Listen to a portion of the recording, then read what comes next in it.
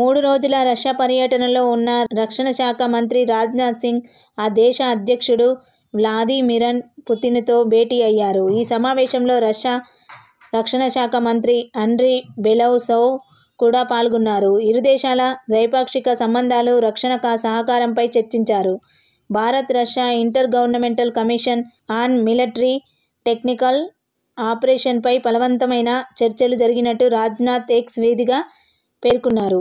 Bharat Russia మధ్య స్నేహబంధం శిఖరం కంటే ఎత్తైనదని, సముద్రం కన్నా లోతైనదని మంత్రి రాజ్నాథ్ సింగ్ అన్నారు.